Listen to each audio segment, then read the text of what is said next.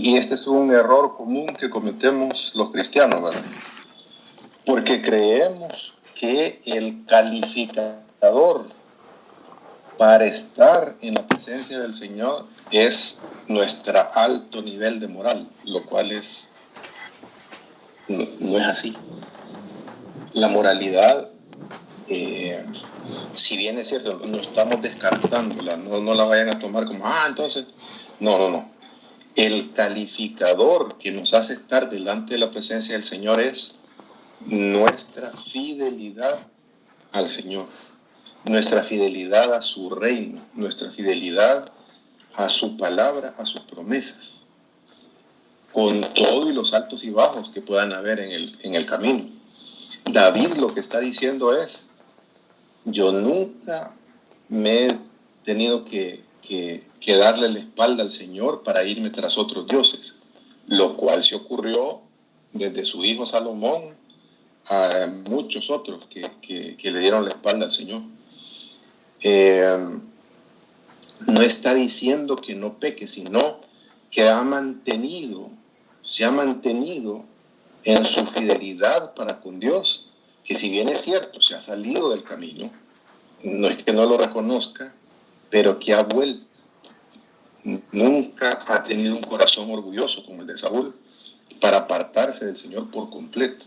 Siempre él ha tenido un corazón humilde para que cuando es confrontado, ese que lo está confrontando lo hace que regrese. No tiene ese orgullo que tienen otros, ¿cómo se llama? Otros reyes de Israel, ¿verdad? Y está lleno de ¿cómo se llama? De Israel, ni se diga, de Judá, incluso que son de la misma descendencia de David. Eso es justamente lo que está diciendo. Es la fidelidad de David para con Dios, para con su reino, a pesar de todo los desmadres que ¿cómo se llama? Que hizo para el pueblo y para con su familia. No sé si está claro, amados. Déjeme, y creo que es importante que abordemos este tema. No es el tema de esta noche, pero un domingo lo vamos a abordar antes de que termine el año. La iglesia se ha movido entre dos posiciones que son posiciones radicales, y lo hemos mencionado ¿cómo se llama? Lo hemos mencionado a la ligera, digamos, el día domingo, especialmente cuando hablamos de sagrada de fe, que es el calificador que nos hace estar dentro del reino del Señor. Los dos extremos son, miren, la salvación se pierde por cualquier pecado. Porque la gente que cree y afirma esa posición, la manera de entender de ellos las Escrituras es que Dios pone una parte, pero yo me tengo que ganar la otra parte. Yo he escuchado, por ejemplo, y voy a mencionar nombres porque ustedes lo deben escucharlo, la esposa de Font, que es un predicador famoso que por cierto va a venir dentro de poco a una de las iglesias acá. Sale en una pizarra diciendo, es que en nuestra salvación el Señor pone el 60% y nosotros tenemos que poner el 40%. Bueno, tomemos esa como base de la, ¿cómo se llama? Tomémosla como realidad y filtrémoslo a lo largo y ancho de la Escritura. Y veamos con lupa en qué consiste el sacrificio que tiene que hacer el Señor para sacarnos del reino de las tinieblas y trasladarnos a su reino de luz admirable. Primero, tiene que tomar un cuerpo humano, siendo que Él es Dios, descender acá a la tierra, a este mundo caído. Segundo, tomar una naturaleza humana y que esa naturaleza humana sea sin mancha, sin pecado, que toda su existencia no vaya a violar ninguno de los principios y los mandamientos del Antiguo Testamento. Y de hecho el Señor dijo, yo no he venido a abrogar la ley, o sea, a quebrantar la ley, sino que he venido a cumplirla al 100%. Número 3, siendo humano y sin faltas a la integridad de la palabra del Señor, era necesario someterse a la muerte, porque la muerte, que es el gran enemigo de los seres humanos, por el pecado, la paga del pecado es muerte, solamente se podía vencer desde adentro, no se puede vencer desde afuera. El Señor lo dijo una vez, el hombre fuerte, es necesario ingresar a la casa del hombre fuerte, amarrarlo y saquear sus bienes. Pero hay que ser más fuerte que el hombre fuerte. Cuando habla del hombre fuerte está hablando del enemigo número 1 del reino de los cielos, que es Satanás y todos los compinches que ya conocemos. Había que morir, había que descender a lo más profundo de la tierra, a los infiernos, a donde están las almas de aquellos que, ¿cómo se llama?, que esperaban en él, pero también desde ahí predicar a esos seres espirituales caídos que están ahí encerrados, de que la autoridad que un día tuvieron y que algunos compinches de ellos todavía en la tierra siguen teniendo, está por caducar, porque él al resucitar tiene que arrebatar las llaves del... me salté algo atrás que es importante. Cargar sobre su cuerpo no solamente el pecado de unas pocas personas, ni el pecado de Israel, sino el pecado de toda la humanidad. Y con la sangre pagar, estamos hablando de la muerte, ya lo estábamos, ¿cómo se llama?, en el Seol, pero todavía retrocedamos un poquito más. Y con su sangre comprar el derecho, pero una sangre santa, sin pecado, comprar el derecho para que los que crean en él puedan tener acceso directo al trono de la gracia del Señor. Y encima de eso, resucitar y tomar posesión como Dios, como Rey, como Señor, tanto del reino de los cielos como del reino. Por eso dice, saluda al Señor cuando se va, toda autoridad me es dada en los cielos y en la tierra. ¿En qué parte es nuestra contribución para ganarnos la salvación? Es ridículo pensar que nosotros podemos aportar algo para nuestra salvación. Es que hay que dejar de chupar, es que hay que dejar de beber, es que... Y el Señor nunca dijo, miren, de tal manera amó Dios al mundo que dio a su Hijo unigénito para que todos los que dejen de chupar, entonces, ¿cómo se llama? Yo los voy a recibir en mi gloria. No, digo creer, siempre el asunto fue creer. El apóstol Pablo, si ustedes leen la carta a los Gálatas, Galacia para el apóstol Pablo es una iglesia lindísima, porque cuando él llegó a Galacia, se enfermó, y la gente de Galacia lo atendió a las mil maravillas, como se tenía que recibir un apóstol. El apóstol Pablo, siendo judío, sabe la tradición judía, el pensamiento judío de que por las obras de la ley se puede adquirir justificación delante del Señor. Y ese es el punto del apóstol Pablo, tanto en Romanos como en los Gálatas, al decir, miren, Gálatas insensatos que no tienen cerebro, no tienen requesón en la cabeza. Gálatas insensatos, ¿quién os enseñó a que comenzando bien a caminar en la verdad, ahora estén confiando en que le pueden agregar al sacrificio de Cristo la circuncisión?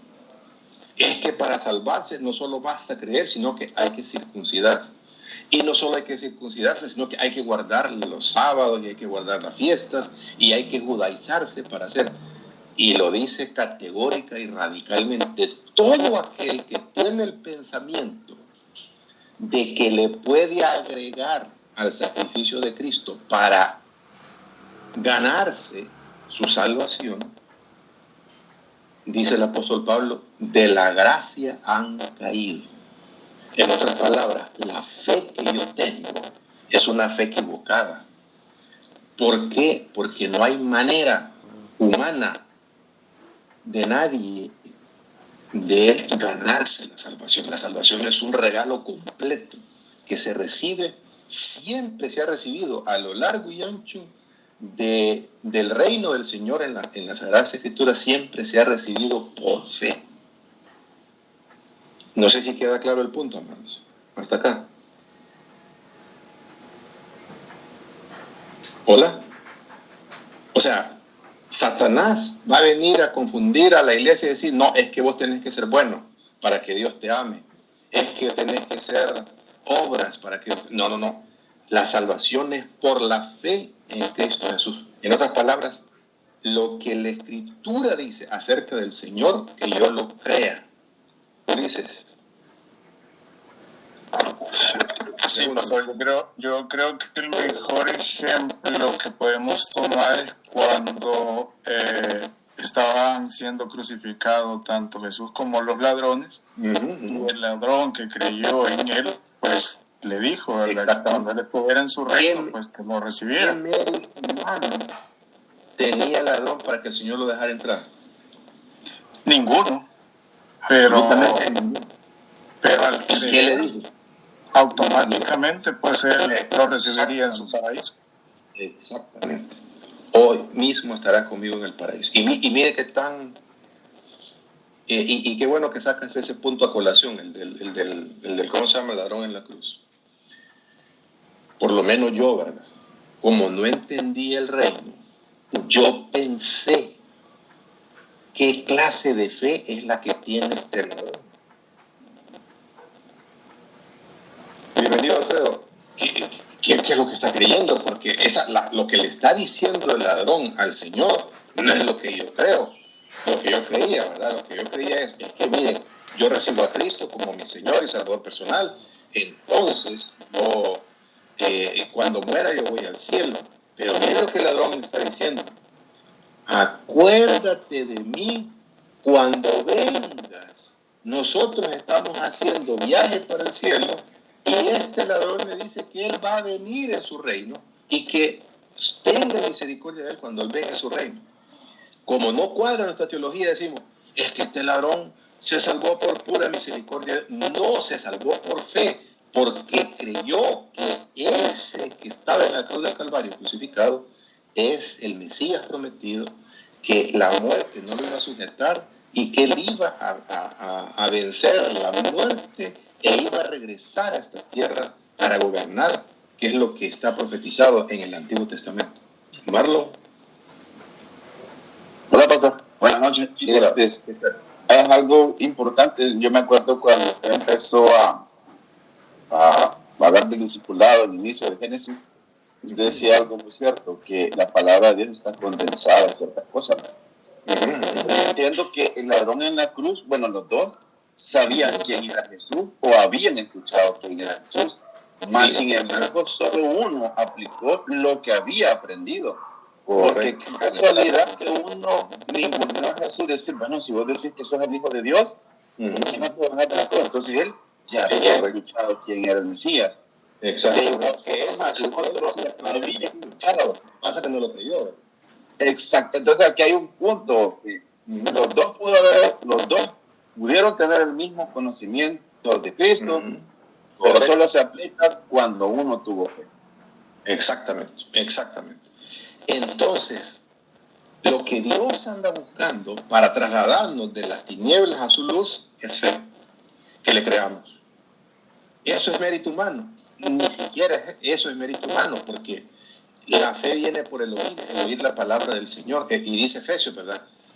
Dice, porque por gracia sois salvos, y esto no de vosotros, pues es un don, es un regalo de Dios. ¿Y en qué consiste ese regalo de Dios? Él mismo nos regala la fe para que nosotros creamos que el mensaje que viene del Antiguo Testamento, que viene como un siervo sufriente a morir por nuestros pecados, pero que está la promesa de que va a regresar a establecer su reino en esta tierra. Martín Lutero dijo, no, la salvación es por gracia, y por gracia nosotros somos salvos. No hay que hacer nada, sino que hay que creer. Pero ¿qué pasó? La gente que cree que la salvación solamente es por gracia, o sea, que es por gracia, que no, se olvida de que tenemos un llamado a hacer obras, porque las obras es la demostración de nuestra fe. Y lo dice el mismo Efesios, y lo que pasa es que no podemos sacar versículos de contexto. Dice, las obras que el Señor preparó de antemano para que nosotros anduviésemos en ellas. No porque las obras nos salvan, sino porque las obras demuestran nuestra verdadera fe. Cuando hacemos el bien a otra persona, cuando amamos a nuestro prójimo como a nosotros mismos. Esas son las obras que el Señor quiere que nosotros hagamos. Entonces, nos vamos de un lado al otro. El otro lado es, bueno, como yo no tengo que hacer nada para salvarme, solo creer. Entonces quiere decir que yo salvo, siempre salvo. Y ustedes van a escuchar esta expresión en muchos predicadores que hacen un énfasis en la gracia, que la salvación no es por obras, pero que, ¿cómo se llama? Pero que no importa mi estilo de vida, no importa mi condición de dar testimonio, no importa absolutamente nada, porque como yo soy salvo por gracia, entonces yo puedo darle rienda suelta a mis pasiones y todo, porque yo me salvé por gracia y no es por obras. El problema de eso es que va en contra de la misma escritura, porque dice el mismo apóstol Pablo, lo dice en Romanos, vamos a pecar para que la gracia abunde. De ninguna manera, dice, porque somos llamados a vivir para Dios. Parte importante de nuestra demostración de que verdaderamente que le creemos al Señor es nuestra perseverancia en esa fe. Y la perseverancia en esa fe no se demuestra en tiempos de bonanza. La perseverancia, ustedes lo van a ver, y es una de las que vamos a estar hablando este domingo, de la siguiente grada de la escalera, esa fe, virtud, conocimiento, y la siguiente grada es paciencia. Esa fe, esa perseverancia se traduce como paciencia. Paciencia no es un estado estático en el que yo no hago nada. Paciencia es que a pesar de los problemas, a pesar de las dificultades, a pesar de mi pecado, a pesar de mis debilidades, a pesar de mi falta de fe, a pesar de muchas cosas, yo me mantengo fiel al Señor, unido al cuerpo de Cristo, para que lo cojo no se salga del camino. Ahora usted me va a decir, pastor, ¿y si alguien pierde su fe, pierde su salvación?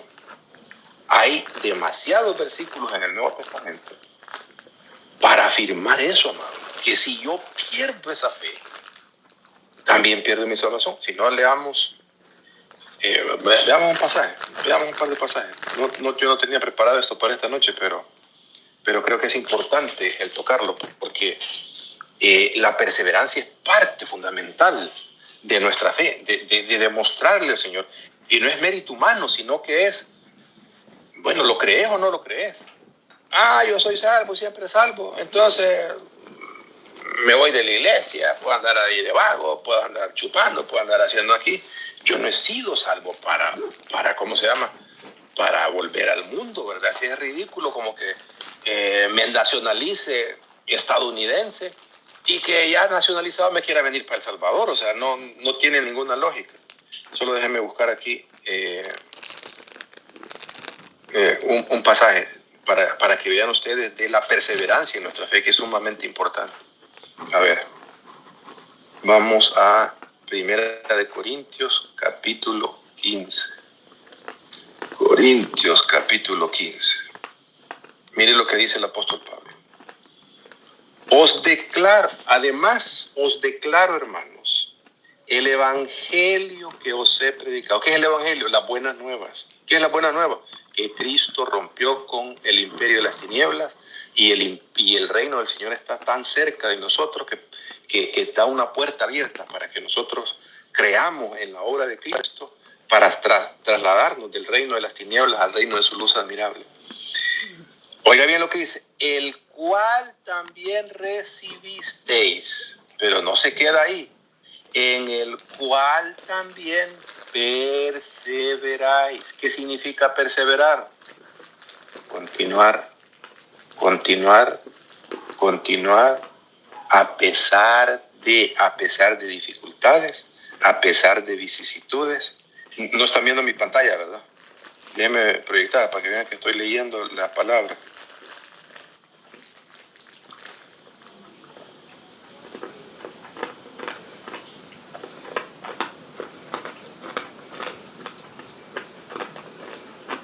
Lo leo nuevamente. Además os declaro, sí pueden ver la pantalla, ¿verdad? Estoy leyendo 1 Corintios capítulo 15.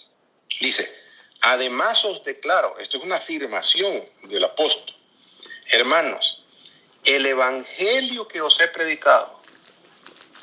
Es que el evangelio de gracia, entonces lo recibimos y como es por gracia, entonces nos vamos a ir al mundial de nuevo. No, espérenme. Y dice, el evangelio que os he predicado, el cual también recibiste. Hemos recibido ese evangelio con las manos abiertas. ¿Creemos eso? Claro que sí lo creemos. Amén, amén, amén, amén. Pero dice él, en el cual también perseveráis. Le está diciendo, no han cambiado su fe. Su fe no ha sido alterada. Siguen firmes creyendo que Cristo viene, que Cristo es el Mesías prometido del Antiguo Testamento, que Cristo murió por nuestros pecados, que Cristo arrebató las llaves de la muerte, que Cristo tiene esa autoridad sobre la muerte, que Cristo entró a la presencia del templo celestial no hecho por manos humanas y con su sangre nos compró entrada hasta la misma gloria de nuestro Señor. Siguen perseverando. Perseverar es seguir creyendo lo mismo del Evangelio. Por el cual, dice, ¿por el cual qué? Por el Evangelio, por el cual asimismo, y aquí está el reto, si retenéis la palabra que os he predicado, no está hablando de portarse bien, no está hablando de dejar de fumar, no está hablando de dejar de bailar, no está está diciendo de creer en el Evangelio. Si retenéis esa fe, si retenéis, permanecéis firmes en esa fe, si retenéis la palabra que os he predicado, sois salvos, amados. Ustedes, mientras estén en esa perseverancia y mantienen firme su fe, son salvos. Pero ¿qué pasa si no? Si no creísteis en vano. ¿Qué significa creer en vano? Que yo alteré, por las razones que fueran, la fe verdadera por andarle agregando al Evangelio o por andarle quitando cosas. Y aquí es donde está el peligro latente, y eso es uno de los mensajes que he querido transmitir yo a la iglesia. Y es evidente, digamos, con la gente que salió de Belén y se fue para otros lados, los desmadres que causó en sus familias, en la nación misma, en la vida espiritual de una personita que salió de Belén y se fue al mundial, aunque no salieron del territorio. Bueno, en el caso de Noemí Siba, salió del territorio de Israel a un territorio de otros dioses, pero estaba tan mal espiritualmente Israel, que el simple hecho de salir de una comunidad de fe para irse a buscar, a saber qué va, mariposas, ir a cazar mariposas, irse detrás de lo que fuera que iba atrás esta gente, causaron grandes problemas. El salirse del cuerpo de Cristo, tenemos que dimensionar, amados, que no es lo mismo yo creerme que fuera del cuerpo de Cristo tengo un alto estándar de moralidad y que a mí no necesito congregarme y no necesito ir a la iglesia y no necesito... Uy, ¿cómo le demostramos fidelidad al Señor? Le demostramos fidelidad al Señor permaneciendo en esa fe. ¿Que le vamos a fallar? Sí, pero que vamos a rectificar nuestro camino y vamos a volver. Ese es exactamente el caso de David y lo que está diciendo David en ese salmo que escribe casi al final de su vida. Yo he permanecido en esa fe, yo he permanecido fiel al Señor. Yo no me he ido tras otros dioses, yo no he ido a sacrificar ninguno de mis hijos para entregarlo a otro Dios. Yo no he ido a consultar a otros sabiondos ahí. Yo he consultado la palabra de Dios. Y aunque la palabra de Dios me ha quebrantado por mi maldad o por lo que fuera, Señor, yo he querido, has visto el deseo de mi corazón de serte fiel. ¿Y en qué lo demuestra? En que tiene un idilio de amor con la casa de Dios. David. Igual nosotros, amados. ¿Cómo le demostramos al Señor que realmente creemos en Él? Cuando tenemos un amor especial por la casa de nuestro Señor. ¿Y qué pasa cuando nos vamos de la iglesia? No es que perdamos la salvación por irnos de la iglesia. El problema radica en que al yo separarme por decisión propia del cuerpo de Cristo, corro el riesgo altísimo de empezar a creer otras estupideces que no son la verdadera fe y enredarme en cosas que me van a distorsionar la verdadera fe que yo tengo. Y déjame ponerle un caso dolorosísimo para mí. Jesús Adrián Romero, amados. Yo fui a conciertos con mi familia aquí cuando vino a El Salvador. Yo tengo su música, la primera música que sacaba. ¿Qué le pasó por la cabeza? No sé. Yo sí creo que él tenía una mala teología desde que comenzó, ¿verdad? Trató de congraciarse, bueno, fundó una iglesia y él fue pastor de esa iglesia. No me acuerdo cómo se llama, si alguno de ustedes recuerda cómo se llama. Vástago. Me dice el nombre. Vástago, exactamente, así se llama el ministerio Vástago. Un día resultó que él dijo, él quiso hacerse más famoso de lo que ya era, no sé, estoy pensando en voz alta. Entonces, y empezó a hablar un montón de tonteras.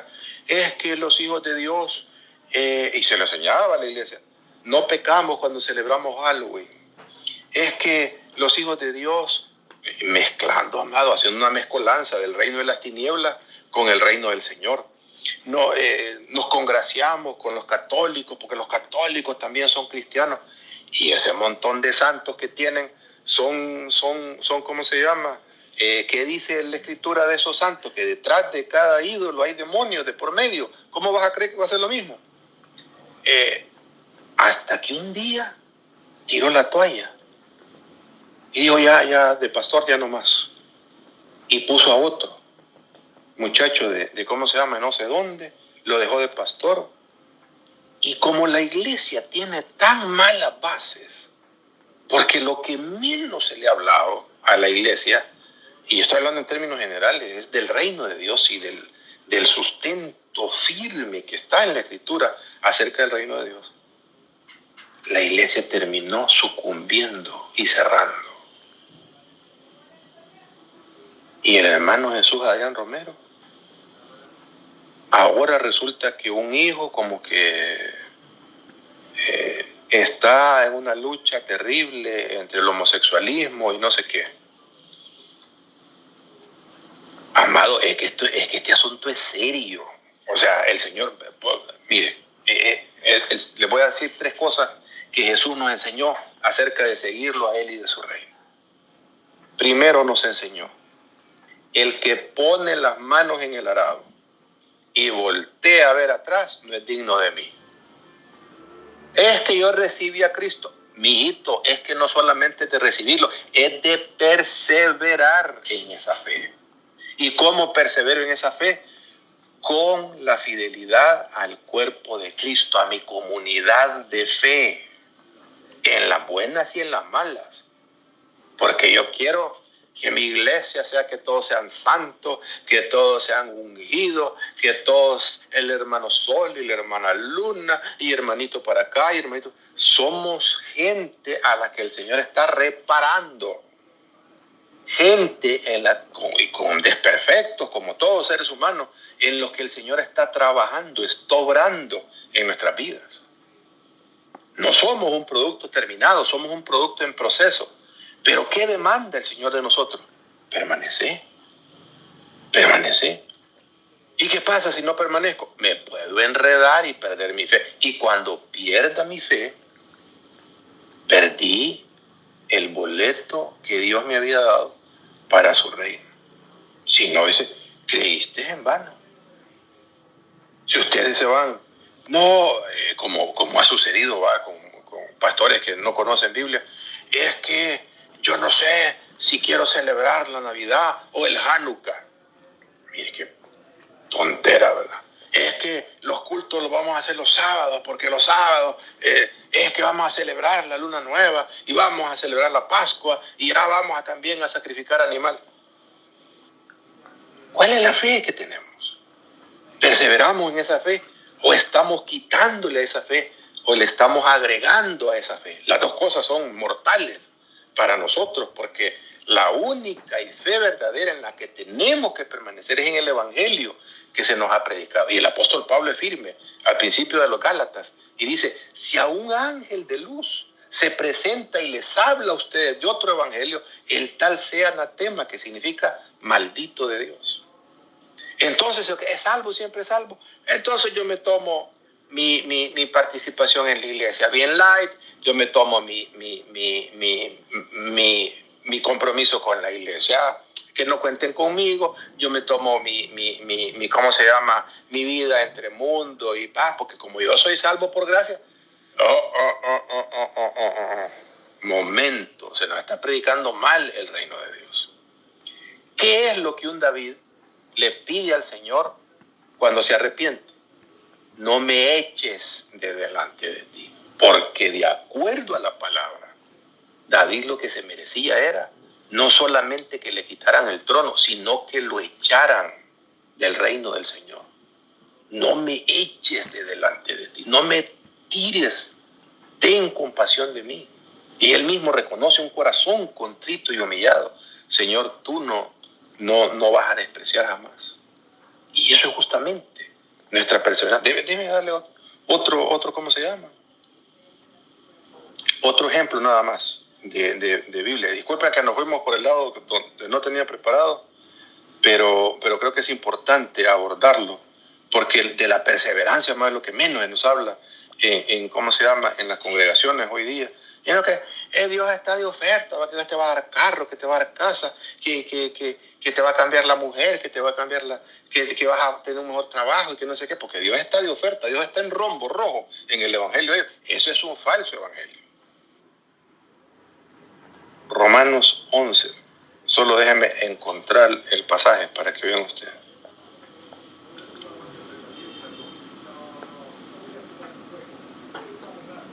Dice, digo pues, dice el 11:11, está hablando el apóstol Pablo a la iglesia en Roma. Digo pues, y nos habla a nosotros que no somos judíos, ¿han tropezado los de Israel para que cayesen? En ninguna manera. Pero por su transgresión vino la salvación a los gentiles para provocarlos a celos, porque ellos son el pueblo elegido que se suponía que iban a ser el instrumento de Dios para recuperar el resto de naciones, para que fueran luz en medio de las tinieblas y que las naciones anduvieran a la luz de Israel, lo cual no ocurrió. Entonces el Señor tuvo que esparcirlos por todas las naciones para darnos a las naciones y al Israel que que sacó de su reino, de su territorio, la única oportunidad a través de nuestro Señor Jesucristo.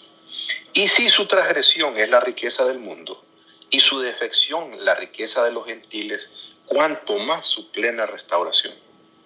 Porque a vosotros os hablo, gentiles, este asunto es con nosotros, por cuanto yo soy apóstol de los gentiles, honro mi ministerio, por si en alguna manera pueda provocar a celos a los de mi sangre, esto es a los judíos, y hacer salvos a algunos de ellos.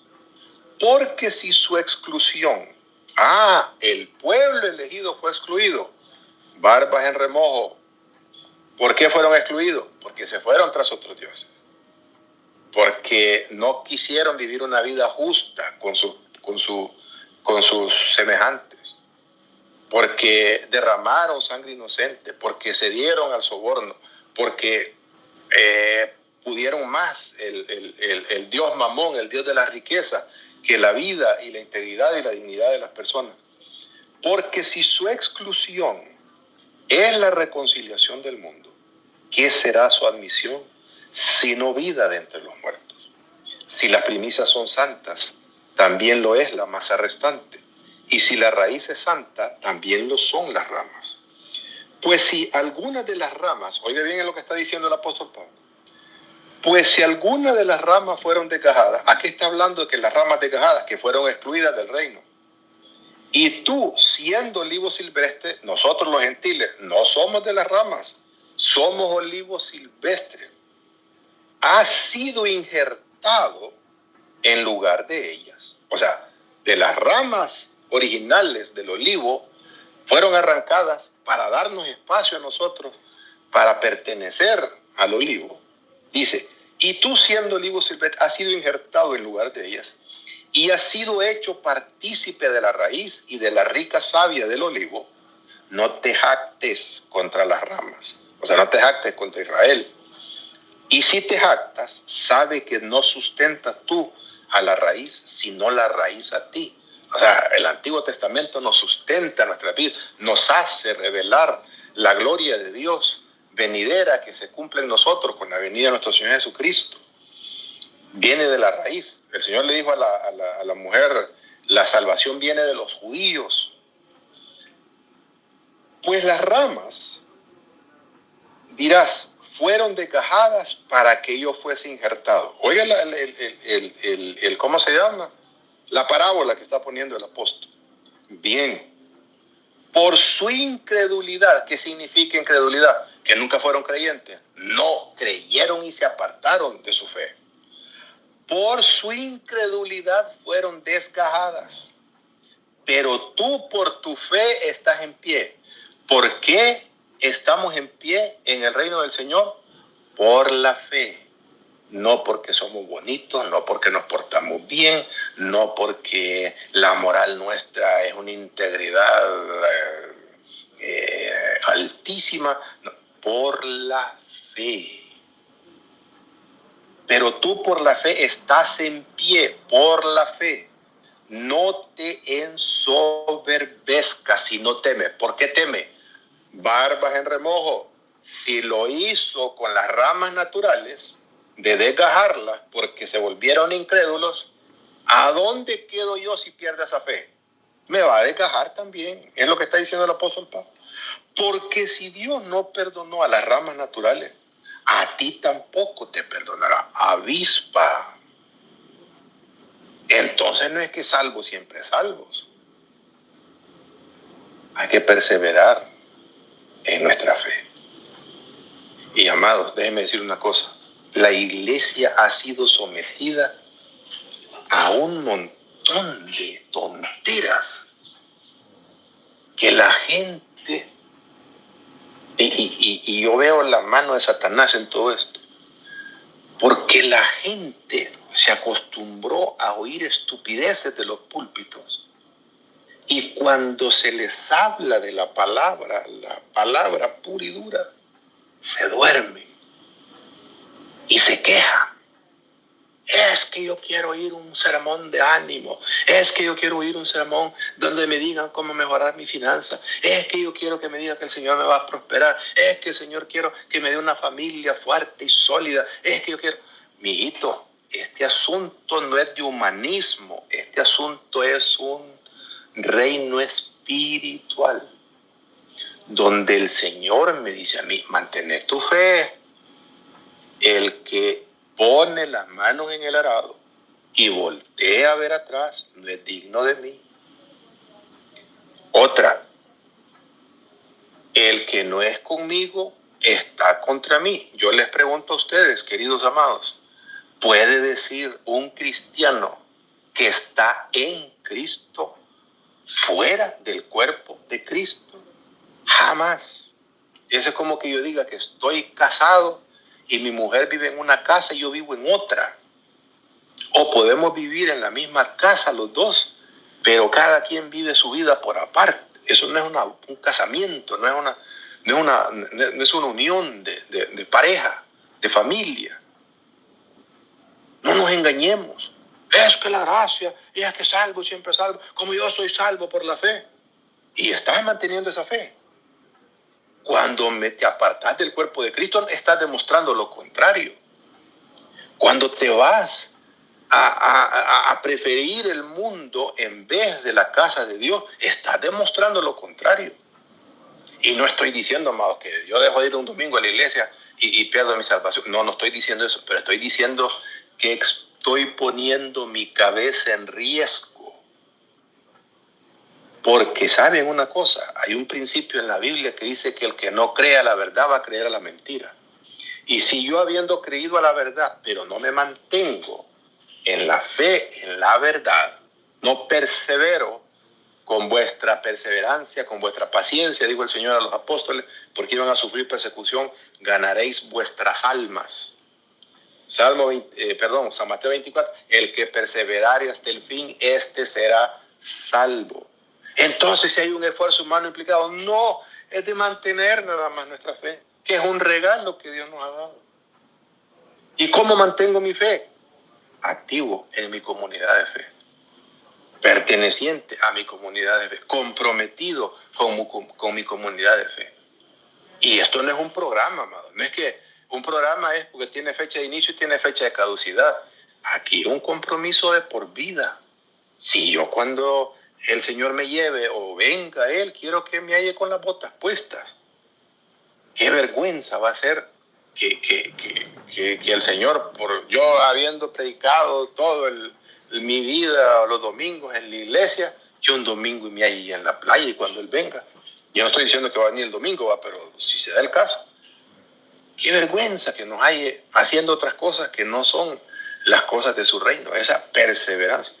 No te jactes. Te estás manteniendo firme en ese olivo. Estás injertado en ese olivo por la fe. ¿Qué está diciendo el apóstol Pablo? No caigas en incredulidad. En el momento que caes en incredulidad, sos una rama que va para afuera de su reino. Y déjeme decirle algo, amado.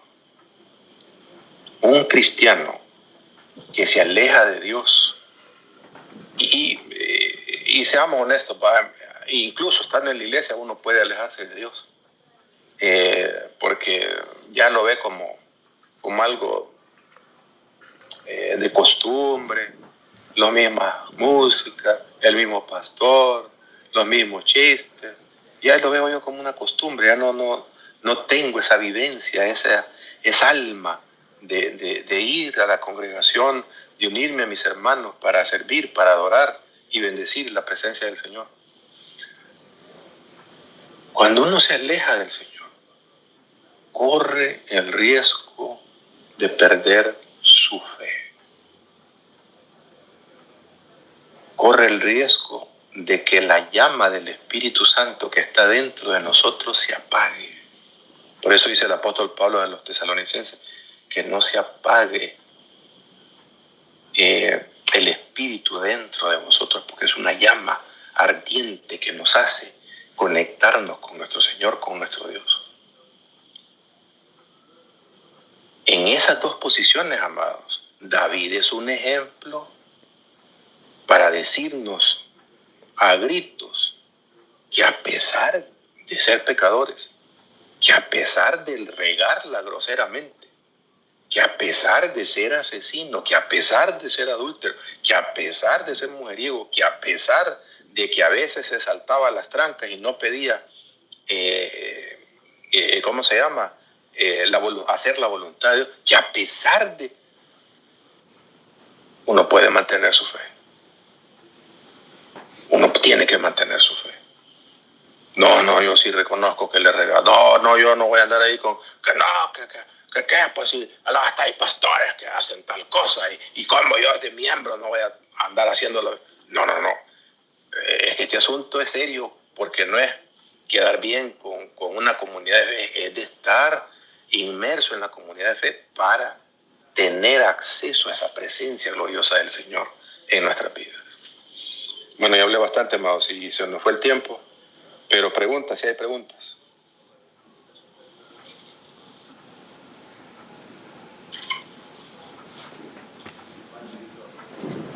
Emma, no sé si quedó claro el punto.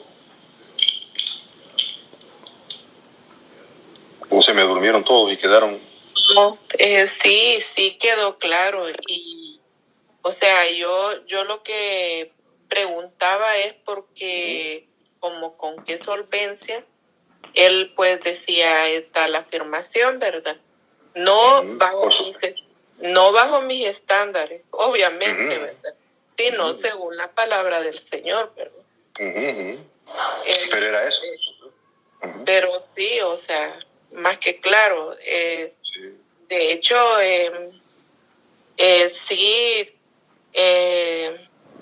ya hace tiempo cuando estábamos en el discipulado y ahí por el área de la piscina, pues una vez discutíamos en cuanto a si se perdía o no se perdía la salvación, ¿verdad?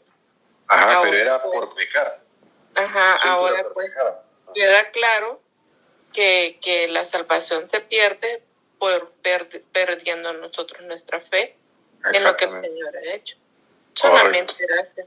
Exactamente. Claudia, Vanessa. Yo, dentro de todo lo que he hablado, veo lo importante, pues sí, de congregarnos y que la línea de alejarnos del Señor, aún congregarnos, también es delgada. Y claro. Y muy, muy ligado también en que el servicio, la importancia de nuestro servicio nos mantiene activos, nos mantiene cerca, nos mantiene como, no sé cómo decirlo, pero... Es un reto para cada vida de nosotros el servir, ¿verdad? Porque aparte de servir hay que tener un compromiso con la iglesia y un compromiso con el Señor, ¿verdad? Ajá, bueno, voy a decir algo, o sea, en el caso mío, ese poquito que el Señor me permite servirle, así lo digo honestamente, el Señor ministra y trata muchas cosas conmigo en ese poquito. O sea, yo veo una manera en la cual escucho la voz del Señor en medio veo muchas cosas de obrar del Señor que obviamente dice uno, chica, el Señor lo que ha hecho con esto me ha sorprendido, no sé, y eso me hace mantenerme más cerca del Señor, de buscar más en las frustraciones de lo que también no entiendo y lo que pues sí yo no puedo hacer, sino que es obviamente que es la obra del Espíritu Santo, ¿verdad? En medio de todo. Pues, sí, amén. A veces trasladar el mensaje del Señor, pues sí, tiemblan las piernas, a veces es rechazado, ¿verdad? Y uno se siente que lo estoy haciendo mal, ¿verdad? Y pues nos enfrentamos a un montón de cosas, pero el asunto de lo que lo quería mencionar es que yo le encuentro mucho valor a eso del servicio al Señor. A mí eso sé que es importantísimo, complementando con lo que menciona de que la fe está amarrada con la obra, o sea que tenemos que ir a la par en eso, ¿verdad? Correcto. La fe no es un pensamiento, no es un optimismo, como se nos ha hecho creer, ¿va? Es que yo tengo fe de que me va a ir bien en los negocios, es que yo tengo fe que esta mujer es la que me conviene, es que yo tengo fe que... Ese es optimismo, no fe. Fe es creer lo que el Señor dice acerca de su reino, acerca del Evangelio, y perseverar en esa fe, a pesar de todo, ¿verdad? Y en los altos y bajos. Es más, esa fe es la que prueba el Señor, de mantenernos a pesar de los problemas, a pesar de las dificultades. Pero sí está claro que las dos posiciones que ha adoptado la Iglesia son posiciones extremas que se adoptan porque no se ve todo el contexto. Y todo el contexto hay que poner junto el Antiguo Testamento con el Nuevo Testamento, ¿verdad? Porque es que no, antes se salvaba la gente por obra, y Abraham se salvó por obra. No dice que le creyó a Dios y fue contado por justicia. Y David se salvó por obras, no se salvó por su fe. Si hubiera sido por obras, fuera el primero que hubiera descalificado al Señor. En todo tiempo siempre ha sido un asunto de fe. Y fe en la profundidad de la palabra está implícito nuestra perseverancia en esa fe. Ok, amados, solo para que vayamos calentando motores para el próximo jueves, hay un pacto.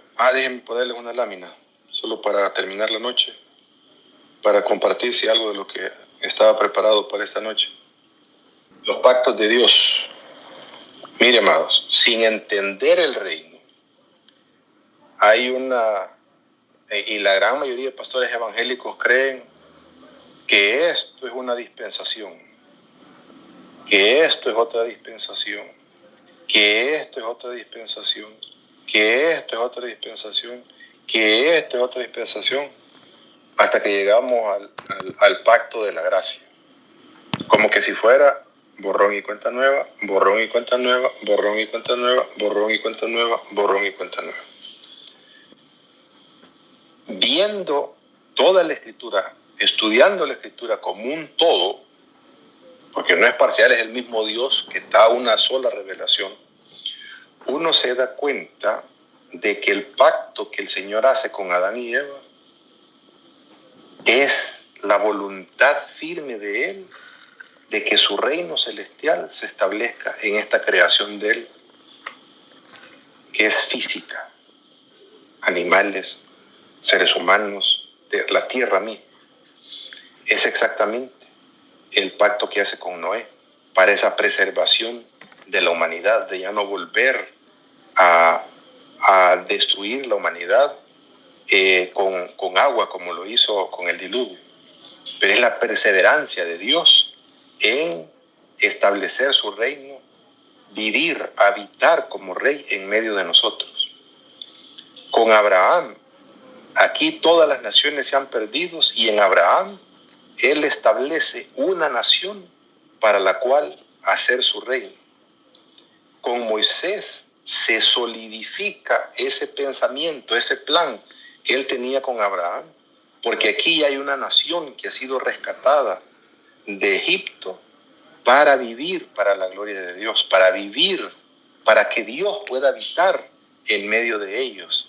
Y aquí en el Sinaí se les da las directrices para hacer el tabernáculo, que es la casa de Dios en medio del pueblo. Con David, lo que vamos a ver con David es una continuidad de ese deseo del corazón de Dios. Pero ahora, en la persona de David, el Señor va a proyectar que de la descendencia de David, de un hijo de David, va a venir el Mesías prometido, que no solamente va a restaurar a Israel, sino que va a restaurar todas las naciones de la tierra, para que sean todas las naciones los reinos del Señor. Por eso la vida de David es importante, la fe de David es importante, el prototipo que tiene David es importante, y el pacto que Dios hace con David es sumamente importante, porque es donde se proyecta el Mesías, el Rey de Reyes y Señor de Señores. Todos los personajes aquí con los que el Señor ha hecho pacto le quedaron mal al Señor. Adán, Noé, Abraham, Moisés, David. Mas sin embargo, se proyecta desde la desde David mismo, un hijo de él que va a venir a ser a plenitud, al 100%, la voluntad de Dios como rey sobre la faz de la tierra. Si ustedes lean en diferentes versiones el devocional de hoy, segundo libro de Samuel, capítulo 22, si no me equivoco, donde David dice sus últimas palabras y habla precisamente de ese rey que va a hacer la voluntad del Señor, ese rey que va a orar en justicia, pero que también es un rey creador, porque Él es el que hace nacer la hierba de la tierra. Está hablando del Mesías prometido como un descendiente de su propia casa. Y es lo que vamos a estar estudiando la próxima semana. Amén.